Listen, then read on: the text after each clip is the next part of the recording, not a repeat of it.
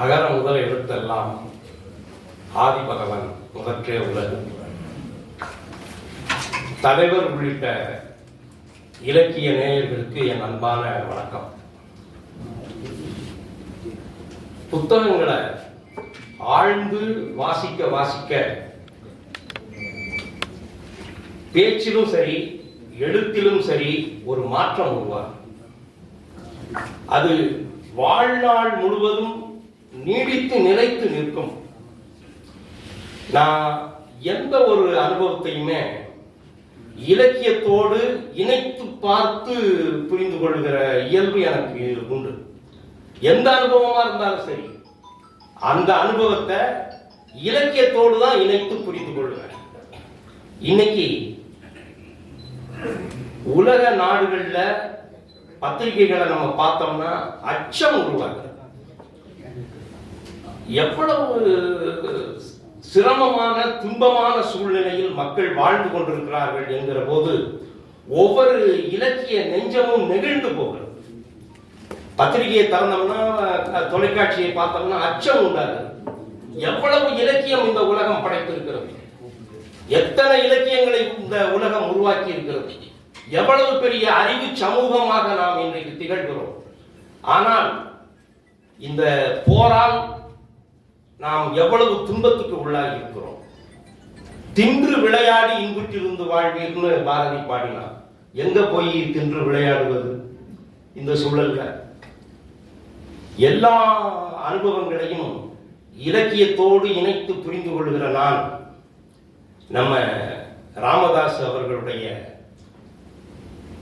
இந்த பால்குளமும் பூவரச மரமும் என்கிற கதை தட்டச்சு செய்வதற்கு முன்னால கையெழுத்து பிரதியாக நம்ம வேலாயுத ஐயா அவருடைய கைகளுக்கு வந்து எனக்கு வந்த பிறகு நான் அதை நன்றாக வாசித்தேன். எப்படின்னா, ஒரு புனைவை எழுதும் போது அந்த படைப்பாளிக்கு என்ன சுதந்திரம் இருக்கிறதோ அதே சுதந்திரம் அந்த புனைவை வாசிக்கிற வாசிப்பாளனுக்கும் இருக்கிறது என்கிற உணர்வோடு நான் அதை படித்தேன். படைப்பாளனுக்கு மட்டும் அதை படைக்கிற போது சுதந்திரம் கிடையாது. அந்த சுதந்திரம் அதை படிக்கிற வாசிப்பாளனுக்கும் உண்டு என்கிற சுதந்திரத்தோடு நான் படித்து பார்த்துவிட்டு நம்ம ராமதாஸ் ஐயா அவர்களோடு சில கருத்துக்களை பரிமாறிக்கொண்டேன். அந்த நேரத்தில் தான் அவர் ஒரு மிகச்சிறந்த கலைஞர் என்பதை புரிந்து கொண்டேன். கலைஞர்னா சாதாரண கலைஞர் அல்ல, மிகப்பெரிய கலைஞர். அவர் ஒரு பொற்கொல்லர். பொற்கொல்லர்னா எல்லாரும் செய்யற மாதிரி தங்க வேலை செய்யக்கூடிய ஆசாரி அல்ல. அவர் தங்க தகடுல சித்திரங்களை வரையக்கூடியவர், வெள்ளி தகடுல சிற்பங்களை உருவாக்கக்கூடியவர்.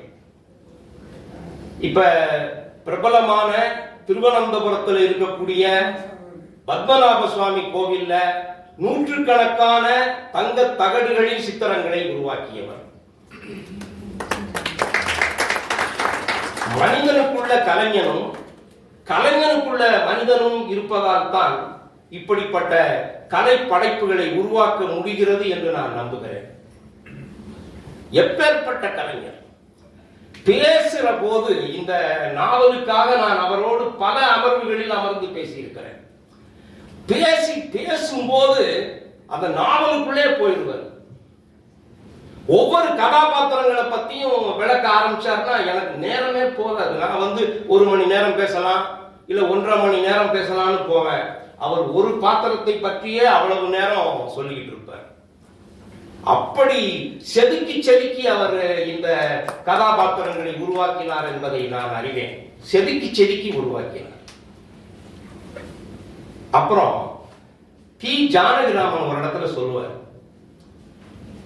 நான் கண்ட மனிதர்கள், விலங்குகள், பறவைகள், மலர்கள், மண்ணும் வானும் கடலும்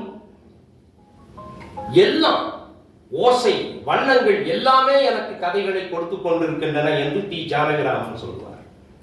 அப்படி இவர் படைத்திருக்கிறார் பாருங்கள். பால்குளம், பூவரச மரம், அந்த பருத்தியப்பர் கோவிலை மட்டும் எனக்கு பல முறை சொல்லியிருப்பார். அதான் அந்த பருத்தியப்பர் கோவில அப்படியே என் கண்ணு முன்னால கொண்டு வந்து நெற்பாட்டிட்டேன். நானும் உணர்ச்சி வசப்படுறவன் தான். ஏன்னா இந்த இப்ப நடக்கக்கூடிய போரை கூட நான் எதோட ஒப்பிட்டு பார்த்தேன்னா, கம்பர் சொல்றாரு, யாரோடும் பகை கொள்ளலன் என்றபின் போர் ஒடுங்கும் புகழ் ஒடுங்காது. யாரோடும் பகை கொள்ளலன் என்றபின் போர் ஒடுங்கும் புகழ் ஒடுங்காது, தன் தாரொடுங்கள் செல்லாது அது தந்தபின் வேறொடும் கடல் வேண்டல் உண்டாமோன்னு கம்பர் சொல்றாரு. அப்படி எந்த ஒன்றாக இருந்தாலும் அதை இலக்கியத்தோடு பொருத்தி பார்ப்பேன். இவர் நாவலை நான் சாதாரணமா கருதல, இவர் கதையை நான் சாதாரணமா கருதல, ஒரு இலக்கியத்தோடு ஒப்பிட்டு பார்த்தேன், வியந்து போனேன். அப்புறம் அவரோடு பேசி பேசி பழகுகிற போது அவர் மிகப்பெரிய சிவாஜி கணேசனுடைய பெரு ரசிகன் என்பதை உணர்ந்து மகிழ்ந்தேன். அப்புறம் கண்ணதாசனுடைய மாபெரும் தீவிர பற்றாளர். அவர் ஒரு காட்சியை சொன்னார். ஆலயமணி படத்துல கல்லெல்லாம் மாணிக்க கல்லாகுமா அப்படிங்கிற ஒரு அருமையான பாட்டு, மிகச்சிறந்த பாட்டு. அவர் பாடிதான் கேட்கணும், பாடுவார்னு நம்புறேன். இந்த கல்லெல்லாம் மாணிக்க கல்லாகுமா அப்படிங்கிற பாட்டு எல்லாருக்கும் தெரியும். அந்த பாட்டை நம்ம கேட்டிருப்போம். அப்ப அவர் சொன்னாரு, அந்த பாட்டு முடிகிற நேரத்துல சிவாஜி கணேசன் அந்த டவலை எடுத்து அப்படி தொடைப்பாரு பாருங்க, அந்த காட்சி, அது யாருக்கையா முடியும் அப்படின்னு அவர் சொன்ன பிறகு நான் அந்த காட்சியை பார்த்தேன். அந்த பாட்டு முடியும், அந்த சரோஜா தேவி அம்மா அந்த டான்ஸும் அந்த நிறைவடையும். அப்ப சிவாஜி கணேசன் அப்படி எடுத்து அந்த டவலை எடுத்து அப்படியே அப்படி தொடைப்பாரு பாருங்க. அப்பதான் இவர் எவ்வளவு பெரிய கலைஞன் என்பதை உணர்ந்து கொண்டேன். அப்புறம் இன்னொரு காட்சியை சொல்லிக்கிட்டே இருப்பார். சந்திக்கிற போதெல்லாம் சொல்லுவார், இந்த மலர்ந்தும் மலராத பாதி மலர் போலங்கிற பாட்டு இருப்பாரு. என்ன பாட்டு! அந்த பாட்டுல சிவாஜி கணேசன் அந்த படத்துல அப்படி அந்த கன்னத்துல கையை வச்சு ஒரு அருமையான கருப்பு வெள்ளை படம். அந்த படத்துக்கு நிகராக ஒரு படத்தை சொல்லவே முடியாது. அதை மெய் மறந்து சொல்லிக்கொண்டே இருப்பார் ராமதாஸ். மாமன் தங்கை மகளான மங்கை உனக்காக உலகை விலை பேசுவார் அப்படிங்கிற அந்த வரி வரும்போது சிவாஜி கணேசனுடைய அந்த உருவம், அப்படி முழு உருவம் அந்த படம் இப்படி கையில வச்சுக்கிட்டு இருக்கிறது தெரியும். அது பெருசு இல்லை, அதை காரணமா வைத்து அவர் ஒரு கவிதையை சொல்லுவார். அதுதான் ரொம்ப பெருசு. அருமையான கவிதை சொல்லுவார். இந்த படத்தை மட்டும் லியோனார்டோ டாவின்சி பார்த்திருந்தால் மோனாலிசா படத்தை வரைந்திருக்கவே மாட்டார், அதுக்கு வாய்ப்பே இல்லாமல் போயிருக்கும் அப்படின்னு சொல்லும் போதுதான் ராமதாஸ் எவ்வளவு பெரிய கலைஞர் என்பதை நான் உணர்ந்து கொண்டேன். அந்த படத்தை மட்டும் லியோனார்டோ டாவின்சி பார்த்திருந்தா மோனாலிசா படத்தை உருவாக்கி இருக்க மாட்டார் என்று சொல்லுகிற போதுதான் அவர் எவ்வளவு பெரிய கலைஞர். அவரால் படைக்கப்பட்டது இந்த பால் குளமும் பூவரச மரமும். எவ்வளவு பெரிய ஆற்றலாளர்! நான் ஒண்ணு சொல்றேன், ஒரு நாவல் என்பது அந்த கதையால் மட்டும் சிறப்படைவதில்லை, அந்த கதை சொல்லுகிற முறையால் தான் அந்த நாவல் கொண்டாடப்படுகிறது. எல்லாரும் கதை எழுதியறலாம், எல்லாரும் நாவலை உருவாக்கியறலாம், அது முக்கியம் இல்லை. அந்த கதை சொல்லுகிறதுன்னு ஒரு பாங்கு இருக்கு பாருங்க, ஒரு முறை இருக்கு பாருங்க, அதுதான் அந்த நாவலை மிக மிக முக்கியமானதாக்குகிறது. அதை கண்டு நான் வியந்தேன். எப்படி இவரால ஒவ்வொரு வரியையும் படிச்சுட்டு எந்திரிச்சு அப்படி கை கொடுக்குவேன், அவரை அப்படி உடம்ப அமுத்தி விடுவேன், புல்லரிச்சு போவேன். ஏன்னா ஒரு சாதாரண மனிதனுக்குள்ள இப்படி ஒரு பெரிய நாவலாசிரியருக்கு உண்டான முழு திறமையும் இருக்கிறதே என்று நான் வியந்தேன். அதாவது ஒரு புனை கதையில சில கருத்துக்களை அப்படியே மாற்றி மாற்றி மாற்றி அதை வரிசையாக அடுக்குகிற போது அந்த நாவல் சுவாரஸ்யம் இருக்கிறது. சில வாக்கியங்களை அப்படியே உடைச்சு அதை துண்டு துண்டாக்கி அதை ஒண்ணுக்கு பின்னால முன்ன பின்ன அடுக்குகிற போது அந்த நாவல் சுவாரஸ்யம் பெறுகிறது. அது இவருக்கு எப்படி வந்தது என்பதுதான் எனக்கு ரொம்ப ஆச்சரியமாக இருக்கிறது. அதை இவர் எப்படி கை கொண்டார் என்பதுதான் ஆச்சரியமாக இருக்கிறது. ஒரு நாவல் உருவாகிறது அந்த காலத்திலும் அந்த காலம், அந்த இடம், மனிதர்களை வந்து அந்த நாவலாசிரியர் பார்க்கிற பார்வை எல்லாம் சேர்ந்துதான் நாவலாக மலர்கிறது. தஞ்சாவூர்ல அந்த அண்ணன் சொன்ன மாதிரி ஒரு சீவல் கடையை சொல்ற, ஒரு உணவகத்தை சொல்ற, ஒரு மரத்தை சொல்ற, சாலைகளை சொல்ற, இதெல்லாம் பார்க்கிற போது அந்த மனிதருடைய பார்வை எவ்வளவு ஆழமாக, எவ்வளவு உன்னிப்பாக உற்று பார்க்கிறார் என்பதுதான் நமக்கு வந்து அந்த நாவலை சுவாரஸ்யப்படுத்துகிறது. இப்ப இன்னைக்கும் பாருங்க, தி. ஜானகிராமன் மோகமுள்ள எழுதிட்டார்.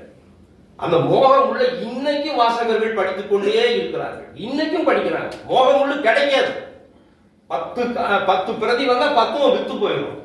மோகமுள்ள அந்த காவிரியினுடைய இடத்தையும் அந்த கதாநாயகி வாழ்ந்த இடத்தையும் இன்னைக்கும் பயணித்து பார்க்கக்கூடிய இளைஞர்கள் இருக்கிறார்கள் என்பதுதான் ஒரு நாவலினுடைய வெற்றி. அது மாதிரி இந்த நாவலை படிச்சுட்டு நம்ம ராமதாஸ் தஞ்சாவூர்ல சில இடங்களை குறிப்பிடுகிறார் பாருங்கள். அந்த இடங்களை எல்லாம் நிச்சயமாக நாம் போய் பார்க்க ஆசைப்படுவோம் என்று நான் நினைக்கிறேன். அந்த தஞ்சாவூர்ல அவர் சொல்லி இருக்கக்கூடிய இடங்கள் எல்லாம் இன்னைக்கு இருக்கு. ஆனா அந்த அந்த அந்த காட்சிகள் தான் மாறி, அந்த இடங்கள் எல்லாம் இன்னைக்கு இருக்கு. அதனுடைய உருவங்கள் தான், அதனுடைய சித்திரங்கள் தான் மாறி இருக்கு. அதை அப்படி பிரதிபலித்து இருக்கிறார். அம்மா சொன்னாங்க, அது மாதிரி ஒரு நாவலாசிரியர் ஒரு கதையை எழுதுகிற போது அவருடைய இயல்புக்கேற்ப, அவருடைய மன இயல்புக்கேற்ப, அவருடைய பார்வைக்கேற்ப, அவருடைய பண்பிற்கு ஏற்பத்தான் கதாபாத்திரங்கள் எல்லாம் உருவாக்கப்படுகிறது.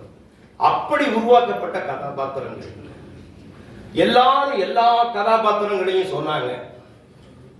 ஆனா ஒரு கதாபாத்திரத்தை மட்டும் என்னால் மறக்கவே முடியாது. கோபி பயல் அப்படின்னு ஒரு கதாபாத்திரத்தை ராமதாஸ் உருவாக்கி இருக்கிறார்.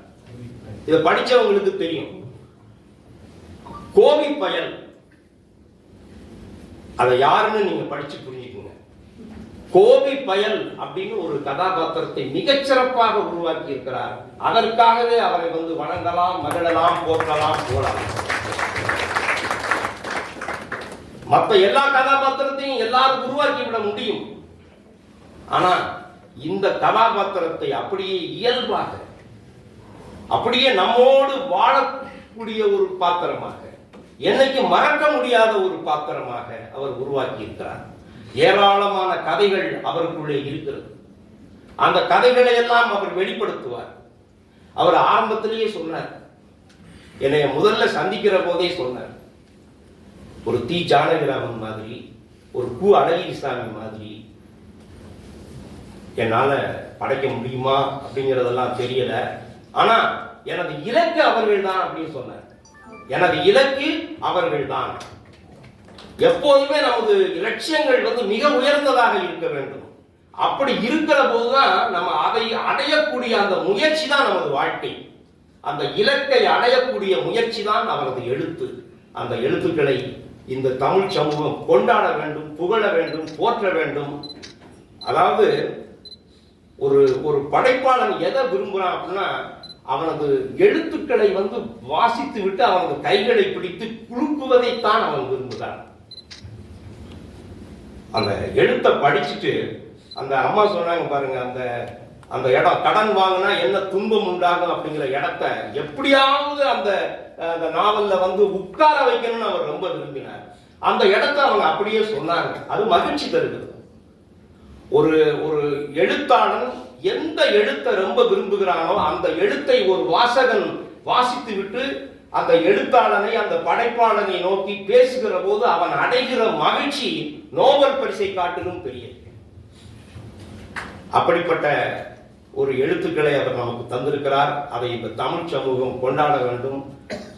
படைப்பாளனை, எழுத்தாளனை கொண்டாடுகிற சமூகம் மிகச்சிறந்த ஆற்றல் வாய்ந்த, அமைதி வாய்ந்த சமூகமாக மலரும் என்பதில் நான் ரொம்ப விரும்புகிறேன். ஏராளமாக சொல்லிக்கொண்டே போகலாம்.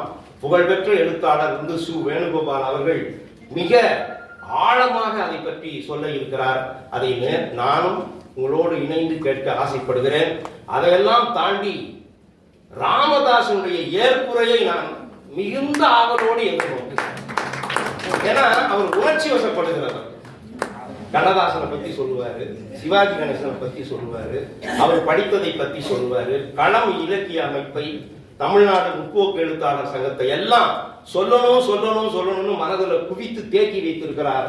அவருக்கு இடம் தந்து இந்த வாய்ப்புக்கு நன்றி பாராட்டி அமைகிறேன். நன்றி.